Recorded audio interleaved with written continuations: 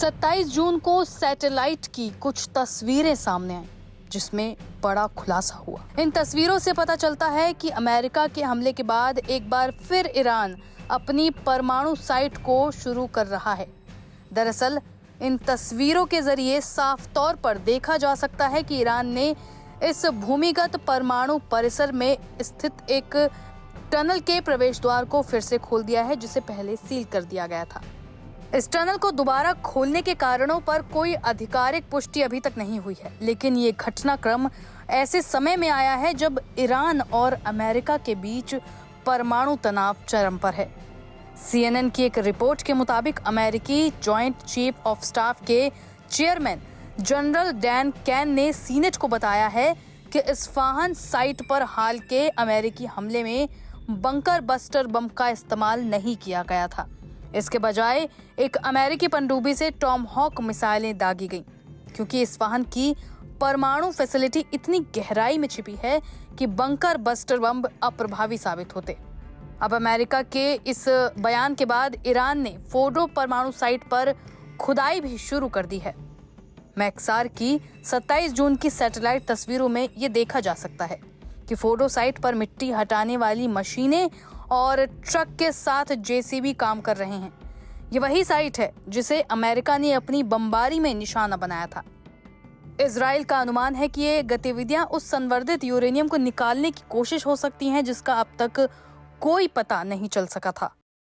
World-class faculty, cutting-edge labs and immersive learning. A vibrant campus life beyond the classroom. SGT University, nurturing future leaders.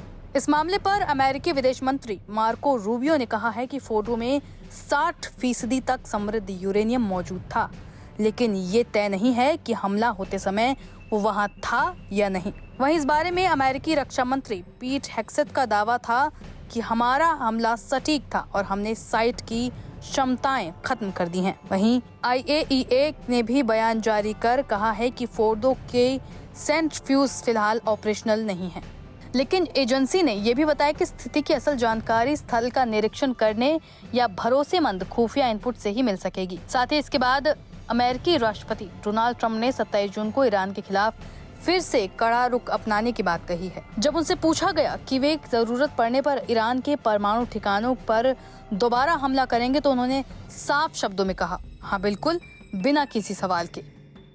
गौरतलब है कि अमेरिकी senate में Republican party के 53-47 के बहुमत ने ट्रंप के फैसले का खुलकर समर्थन किया है। ज्यादातर रिपब्लिकन सांसदों ने ईरान को अमेरिका और उसके सहयोगियों के लिए खतरा बताया और ऐसे में ट्रंप की त्वरित कार्रवाई जरूरी है। सांसदों ने पिछले हफ्ते ट्रंप द्वारा कांग्रेस की मंजूरी के बिना ईरान के 3 प्रमुख परमाणु ठिकानों पर किए गए हमलों का भी समर्थन किया था। उनका कहना है कि राष्ट्रपति को संकट की स्थिति में त्वरित निर्णय लेने का अधिकार होना चाहिए।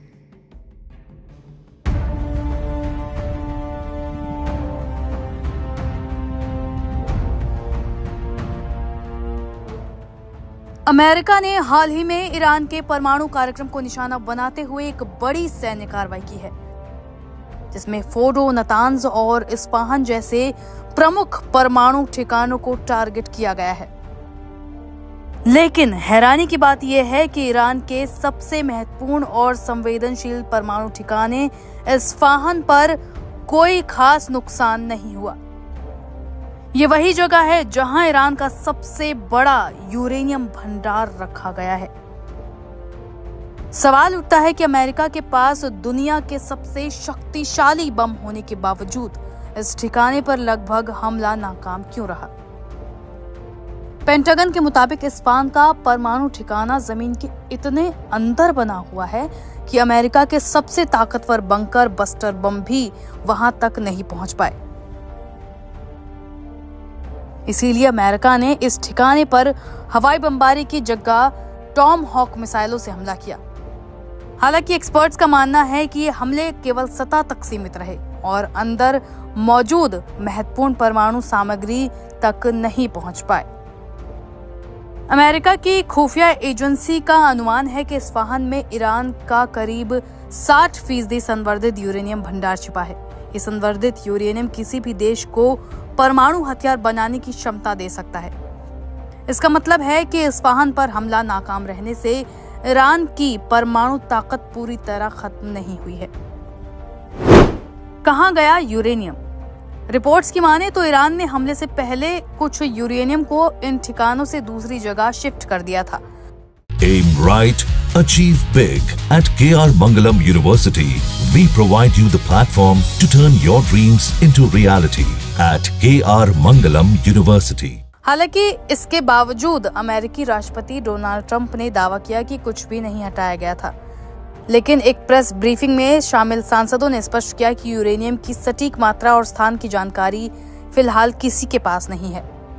विशेषज्ञों का मानना है कि हमले से ईरान की सैन्य क्षमता को आंशिक नुकसान जरूर हुआ है, लेकिन परमाणु खतरा अभी पूरी तरह से टला नहीं है।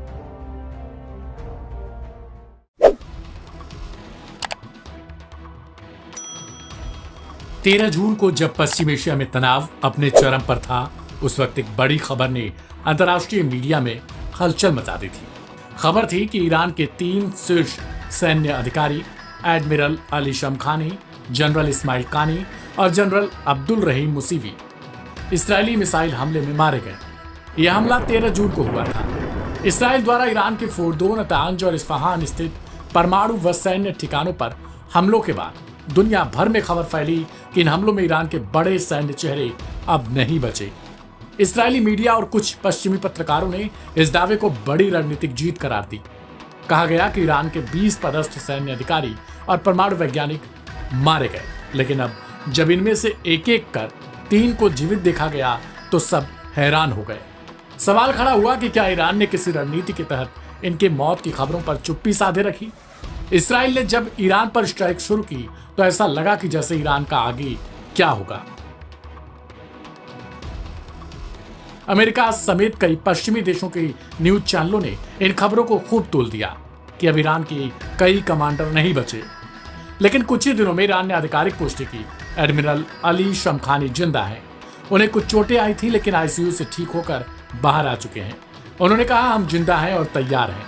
यह हमारी जिम्मेदारी है कि हम जवाब दें। जनरल इस्माइल कानी भी 24 जून को तेहरान की एक रैली में दिखाई दिए। उन्होंने मंच से कहा, हम अभी मैदान में हैं और अगर वक्त आया तो पीछे नहीं हटेंगे। इसके अलावा ईरानी सेना के कमांडर इन चीफ रहे बाघेरी की मौत के बाद जिम्मेदारी जनरल अब्दुल रहीम मुसीवी को दी गई। Aim right, achieve big. At KR Mangalam University, we provide you the platform to turn your dreams into reality. At KR Mangalam University. हालांकि नई जिम्मेदारी मिलने के बाद इनके मौत की खबरें आने लगी, लेकिन अब उन्होंने भी इस खबर का खंडन किया और आर्मी हेडक्वार्टर से एक बयान जारी कर कहा, हम दुश्मनों को जवाब देने के लिए पूरी तरीके से तैयार हैं।